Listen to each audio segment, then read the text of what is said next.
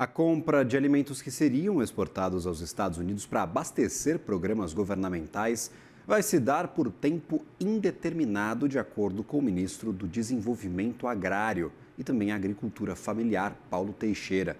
A aquisição destes produtos deve seguir a tabela de preços fixada nos programas governamentais que estão aptos.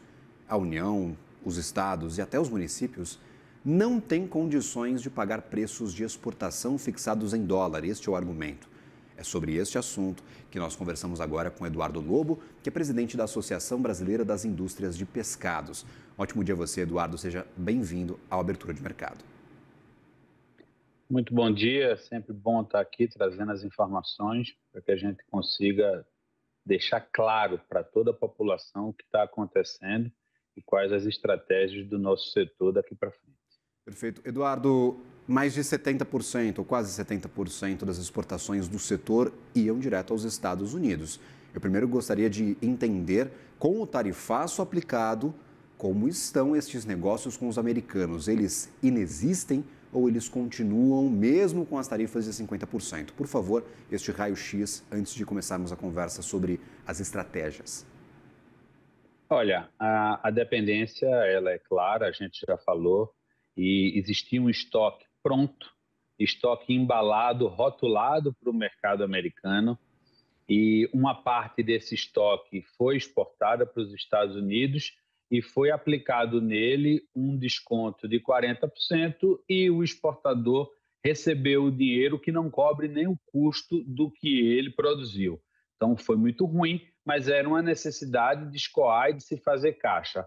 Outra parte foi feita uma venda forçada para outros mercados. O que é uma venda forçada? É um mercado que não está habituado a comprar aquele produto com aquele corte, com aquele tipo de embalagem e que os exportadores brasileiros pediram uma ajuda, pediram um esforço para que o comprador de outros mercados adquirisse o nosso produto e tentasse colocar no mercado. Evidentemente que eles pedem uma margem de segurança, também aplicaram algo em torno de 28% a 30%, e o exportador brasileiro vai receber praticamente o custo do que produziu. Uma parte desses estoques ainda está dentro das indústrias, estão acumulando esses estoques para uma posterior negociação, um posterior direcionamento. O fato é que todos os empresários acreditavam numa solução de curto prazo, numa solução onde o governo brasileiro e o governo americano sentassem à mesa e viessem para uma coisa razoável em termos de tarifa. Mas isso não aconteceu e cada vez esse mercado americano está mais longe para a gente está se distanciando e perdendo todo dia um cliente, um espaço duramente conquistado. Essa estratégia do governo de fornecer as compras governamentais sem prazo determinado e, claro, sem a fixação dos preços em dólar, ajuda o setor a escoar estes produtos e talvez enfrentar este tarifaço, Eduardo? Ela é um paliativo, porque você tem uma pauta de exportação de mais de 100 itens. E tem itens que não são adequados às compras governamentais. Ninguém vai colocar 1 milhão de quilos de atum exportação para venda no mercado interno, ninguém vai colocar 2 milhões de quilos de lagosta para venda no mercado interno. Os produtos elegíveis, eles foram importantes, como a curvina e a tilápia, eles vão ajudar, mas eles não vão solucionar o problema do empresário das exportações de pescados. O que vai ajudar uma solução para a nossa cadeia que está se desmanchando, se desarrumando dia após dia, é a linha de crédito que vai ajudar o empresário a não parar de produzir, a acumular estoques, enquanto ele desbrava novos mercados internacionais. Isso é o dia a dia do empresário, é desbravar novos mercados, mas isso não se consegue do dia para a noite. Por isso, tão importante essas linhas de crédito, que elas vão dar um fôlego para que a gente não demita, para que a gente não pare de comprar, para que a gente não pare de produzir e aí sim se adequar aos hábitos alimentares de outros países que não estão acostumados com um determinado produto que só ia para o mercado americano. Por exemplo, essas linhas de crédito ofertadas pelo BNDES são 30 bilhões de reais, mais 10 bilhões para empresas não tarifadas em 50%. A tarifa mais alta que hoje é aplicada ao Brasil e aos pescados. Tem juros de 7 a 10%, prazos que podem durar até 5 anos e condições de manutenção da força de trabalho em que parada, claro, aos últimos 12 meses. Estas condições agradam o setor, podem ajudar neste momento difícil, são condições muito duras, as condições de juros são muito elevadas. Qual que é a percepção para o setor de pescados? Pragmaticamente, a gente tem que ser isso nesse momento, porque é um momento muito difícil. A gente vê com muito bons olhos o anúncio das linhas de crédito. Elas atendem, sim, às nossas necessidades, tanto para capital de giro como para inovação. Isso foi uma boa medida. Inclusive, a Abipesca já tinha colocado essa proposta em todos os seus pleitos desde o início. Isso vai dar condição de a gente melhorar elaborar um produto adequado a novos mercados, melhorar nossa tecnologia, dar um valor agregado melhor ao nosso produto, se essas linhas chegarem em tempo hábeis, porque o presidente do BNDES falou que a partir do dia 4 de setembro as empresas exportadoras podem procurar os seus bancos afiliados, os seus bancos do dia a dia, para terem acesso a essa linha. Se esse crédito realmente chegar nas empresas que precisam, até a primeira quinzena de setembro, a gente consegue manter os postos de trabalho, consegue se reinventar e consegue tocar a nossa vida procurando os novos destinos. E é o que o empresário sabe fazer, é o que o brasileiro está fazendo, se reinventando para sobreviver sem o maior mercado do mundo de pescados, no nosso caso. Vem sendo estudado como alternativa para o setor de pescados, caso, claro, o pior cenário se mantenha. 50% de taxas, essas linhas de crédito, programa de governo de compras governamentais sem data determinada. Vocês estão falando em inovação, em busca de novos mercados. Quais são esses mercados que lhe parecem atrativos? A gente tem uma viagem agora de uma equipe de ministérios ao México acontecendo para tentar novas negociações comerciais. O México pode ser uma alternativa? Se não o México, quais países estão sendo estudados por vocês, Eduardo? Olha, o México é um país populoso, mas não é uma alternativa boa para os nossos pescados. Muito menos a Índia. São competidores nossos. Eles disputam com a gente o mercado americano. Então, eu acho que para os pescados focar México ou focar Índia querer vender matéria-prima para eles acabarem vendendo nosso produto para o mercado americano. E isso eu acho um absurdo. Eu acho que a gente não deve ir por esse caminho. Eu acho que os nossos destinos estão no mercado asiático e o nosso principal destino, o nosso principal pedido é que o presidente empenhe sua força política, sua dimensão, numa tratativa direta com a comunidade europeia, que esse sim é a melhor alternativa para os pescados brasileiros.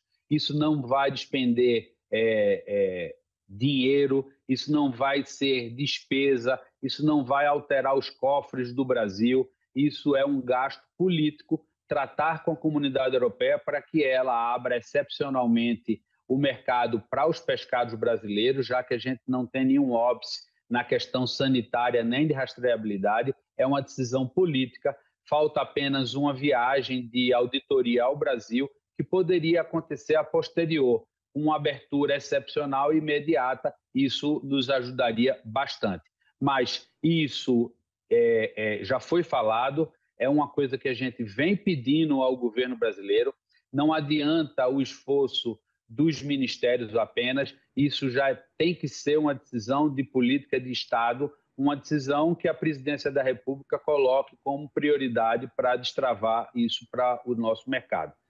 Em paralelo, o mercado asiático, a gente está trabalhando com todos os países que já são clientes do Brasil. A gente já exporta para esses países, só que no nosso segmento, ele não tem um tipo de produto, ele tem mais de 100 tipos de produto. Então, a gente não pode forçar um país, por exemplo, como a China, a comprar a tilápia do Brasil, que a gente exportava para os Estados Unidos, porque eles são produtores de tilápia e disputam o mercado internacional com a gente. Mas a gente pode tentar fazer com que outros países asiáticos, a gente disputando, concorrendo com a China, comecem a experimentar o produto do Brasil num corte adequado, numa embalagem adequada, mas isso leva tempo e a gente ficou feliz com as linhas de crédito anunciadas pelo governo, com as medidas anunciadas até o momento. Eu acho que foram assertivas. A gente agora corre com celeridade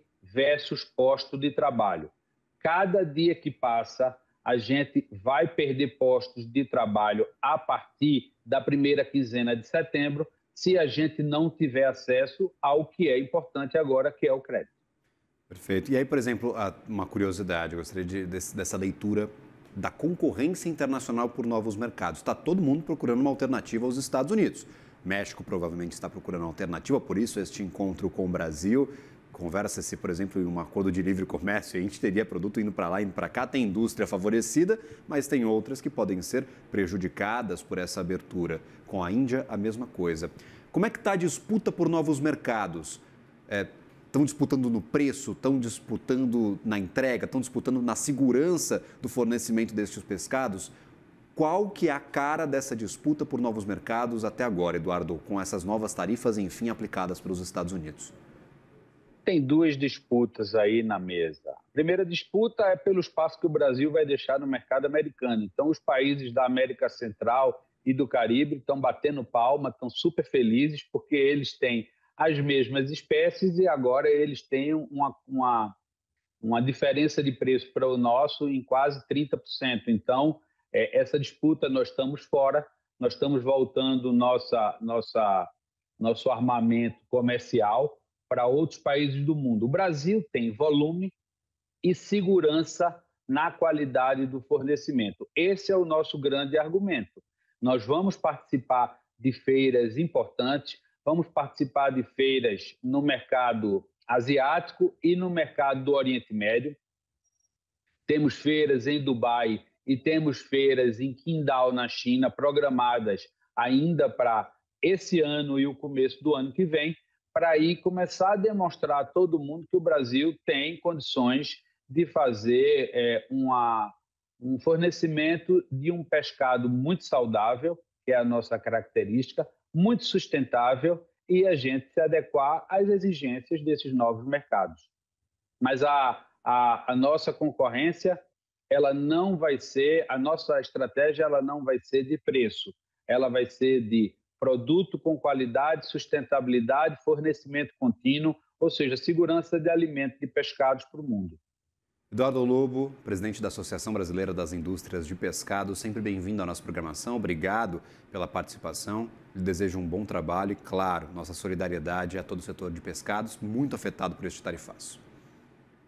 Muito obrigado. A gente espera aí que nos próximos encontros a gente traga boas notícias de que as empresas estão conseguindo sobreviver, que a gente não teve demissão e que a gente consiga encontrar uma luz no final do túnel, com muito trabalho e também com alternativas que vão surgir.